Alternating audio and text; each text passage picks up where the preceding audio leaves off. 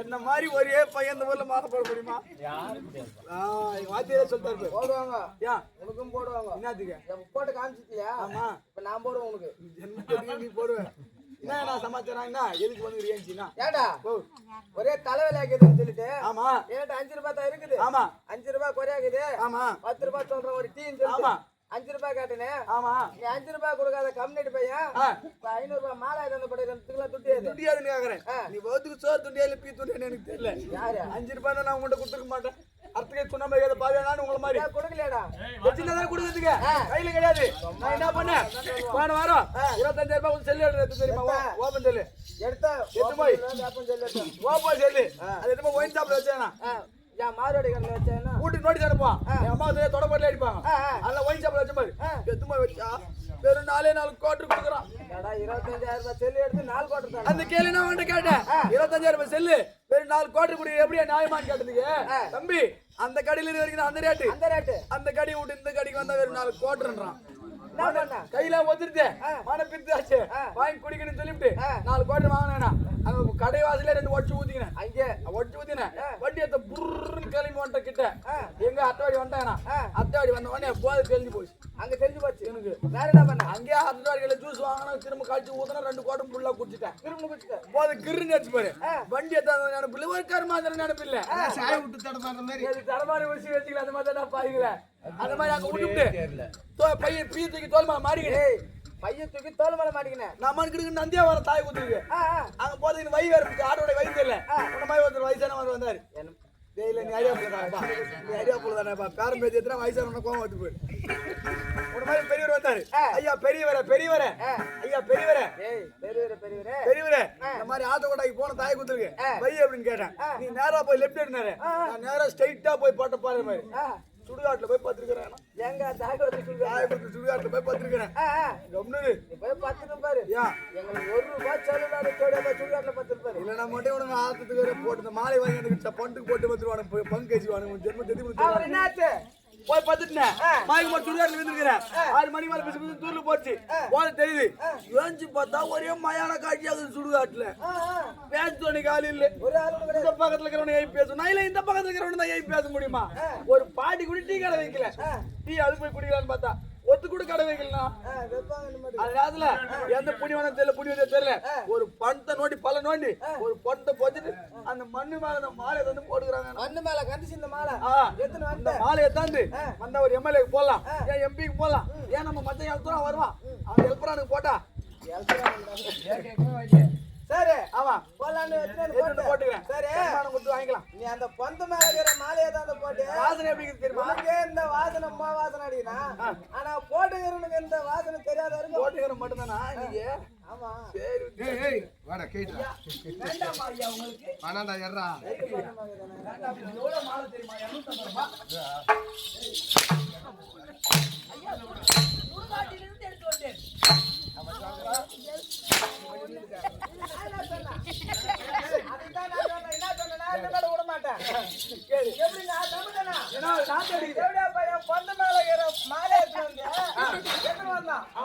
அந்த பந்து பணம் நாத்தடிக்குது அந்த மாலை எனக்கே நாத்தடிக்குது. அம்மா நாத்தடிக்குனா அந்த போடுகிற கண்ணாடி சரியா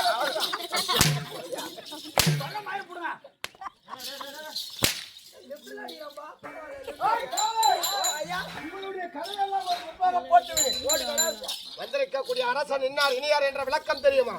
தெரியும். வாடா வாடா வாடா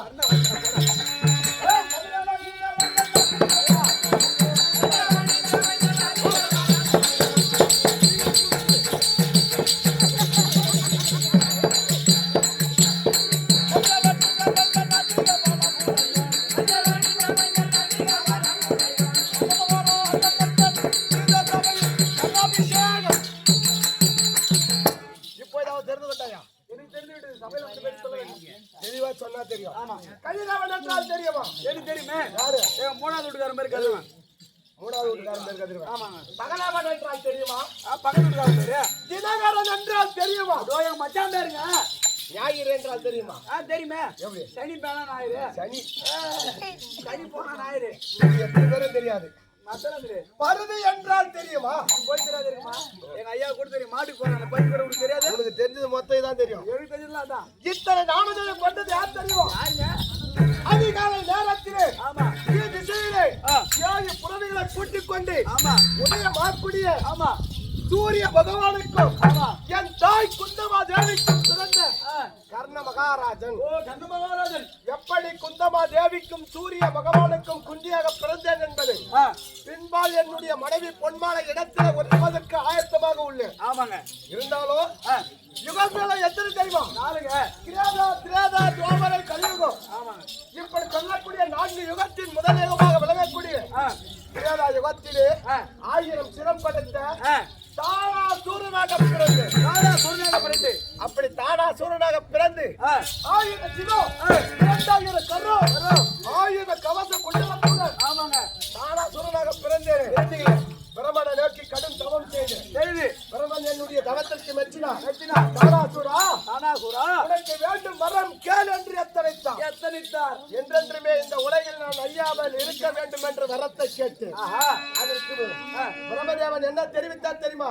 தானாசூரா ஒரு மனிதனாக பட்டவன் இந்த பூமியிலே பிறந்து விட்டார் என்றாக இருந்தாலும் ஒரு நாள் மரணித்தே ஆக வேண்டும். இறப்பு ஒன்றால் இருந்தால் இறப்பு ஒன்று இருந்தே தீர வேண்டும் என்று சொன்னார். ஆகையால் மாற்று வரம் ஏதேனும் வேண்டும் என்றால் கேள் என்று சொன்னார். என்னை இந்த உலகில் யாரும் வெல்லக்கூடாது அல்லவா? ஆமா வெல்லவும் கொல்லவும் கூடாது என்று மனதிலே எல்லாம் வெல்லக்கூடாது என்றதுக்காக தெரியுமா?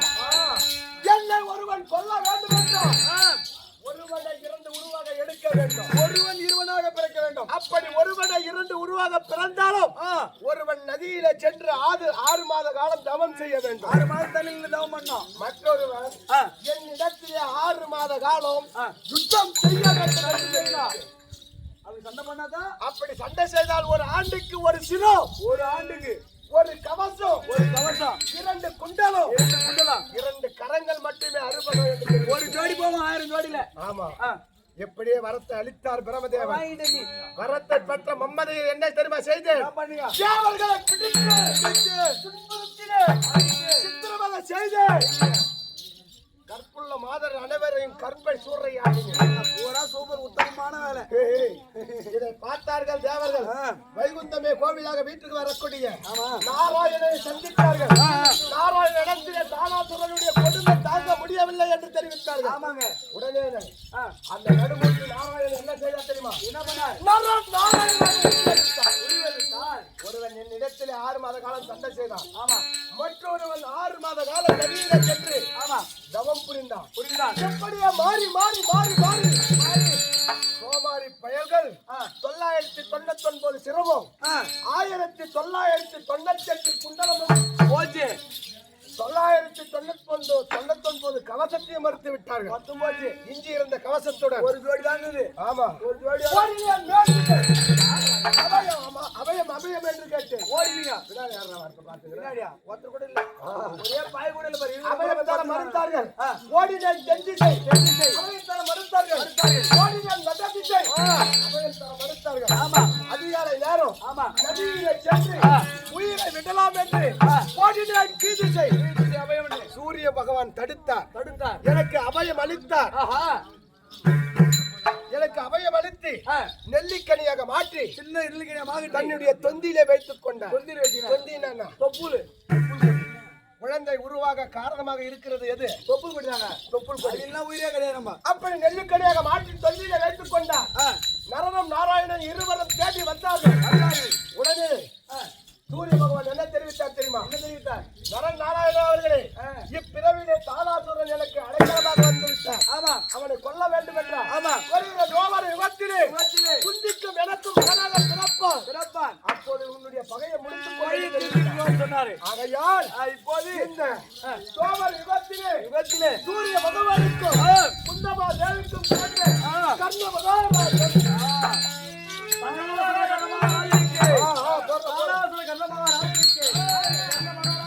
அப்படி இருந்தாலும்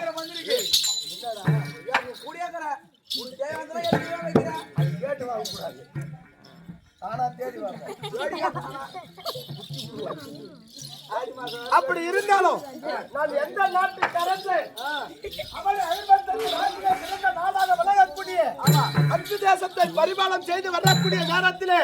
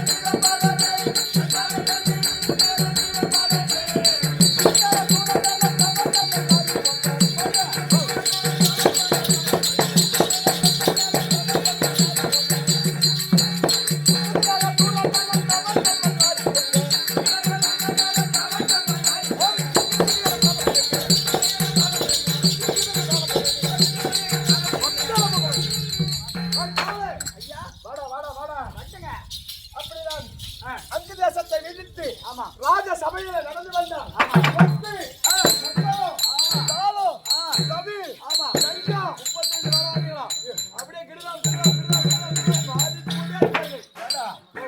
இருந்தாலும் இந்த அங்கு தேசத்திற்கு அரசனாக முடிசூட்டி வாழ்ந்து கொண்டு இருந்தாலும் அரசாட்சி செய்தாலும் அஸ்தினாபுரத்தில் எனக்கு என்ன பதவிடா? உங்களுக்கா?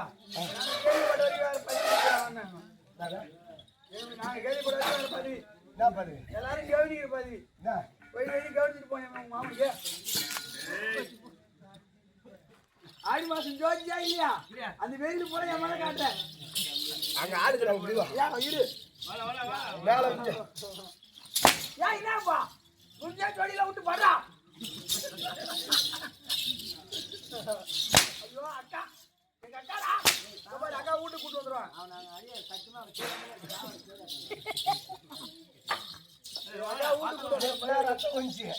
நீ உயிரே கூட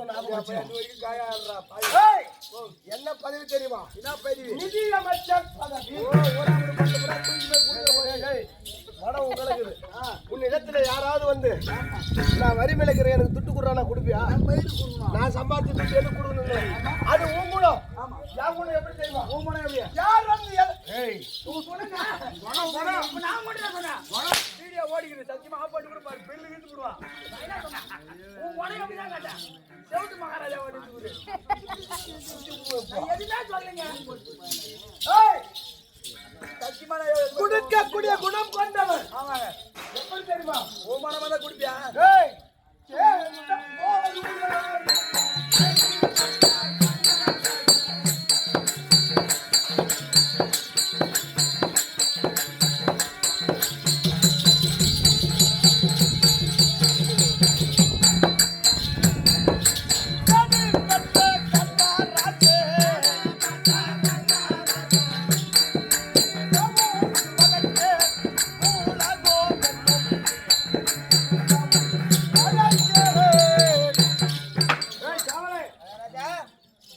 அப்படி பொன்பொருள் பூசணங்களோ துரியோதனுடையது.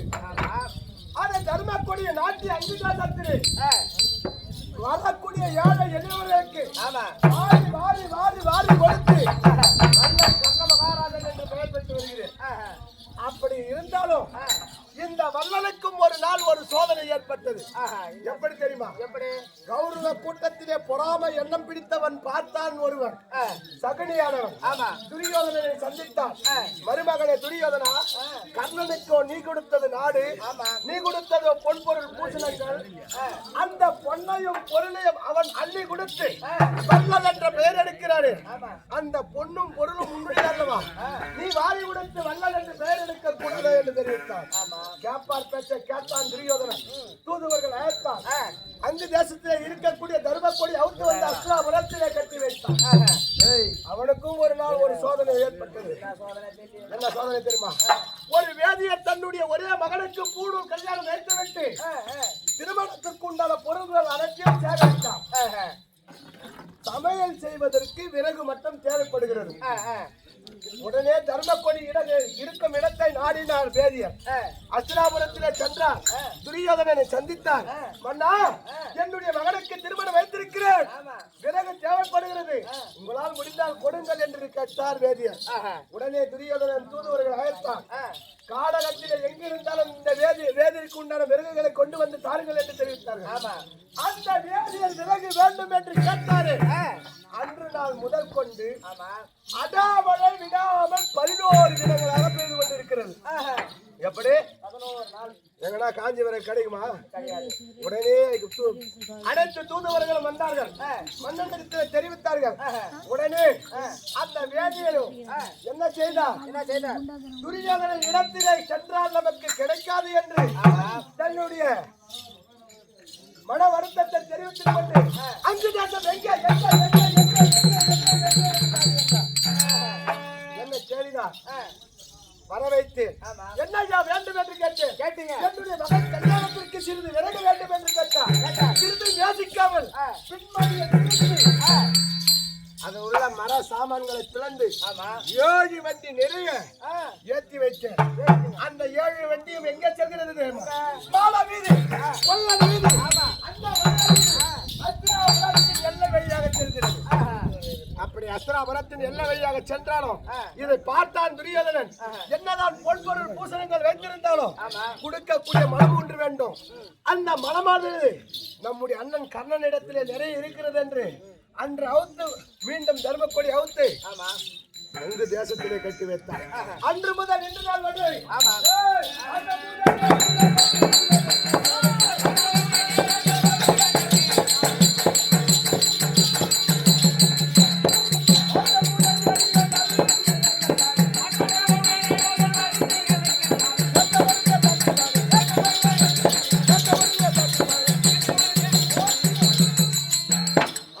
வாரி கொடுத்த வள்ளல் கர்ண மகாராஜன் என்று பெயர் பெற்று வருகிறது.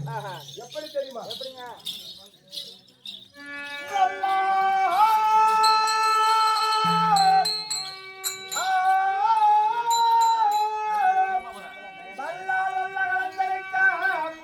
மறை நூலாற்றும் கடவுளர்க்கோ அல்லாதவர்க்கோ அன்போ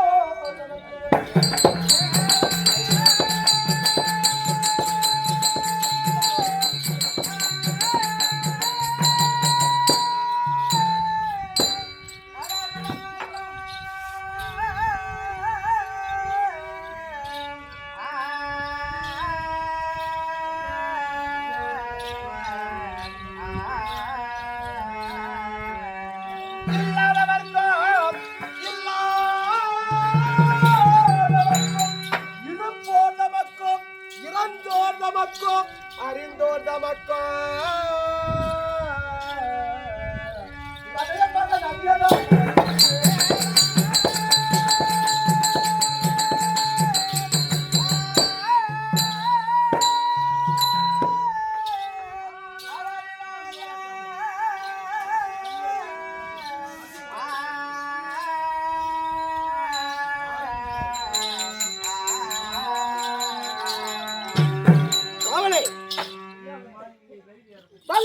கலந்தெடுக்கும் கரை நூறுக்கும் இல்லாதவர்க்கும் இருப்பவர்க்கும் ஏன் என்னிடத்தில் யார் வந்து எதை கேட்டாலும் அப்படியே சிறிதும் தயங்காமல் வாரி கொடுத்து வள்ளல் கர்ண மகாராஜன் என்று பெயர் பெற்று வருகிறேன். இருந்தாலும் இது என்ன? இது மண்ணு. இந்த மண்ணின் காரணமாக பாண்டவருக்கும் கௌரவருக்கும் பகை ஏற்பட்டு 18 நாள் யுத்தம் நடந்து கொண்டிருக்கிறது. நேற்றோடு 15-16 நாள் யுத்தம் முடிந்துவிட்டது. இந்த 16 தினங்களாக என்னை நினைக்காமல் துரியோதனன் இன்று ஏனோ என்னை அழைத்திருக்கிறார். சென்று காண வேண்டும்.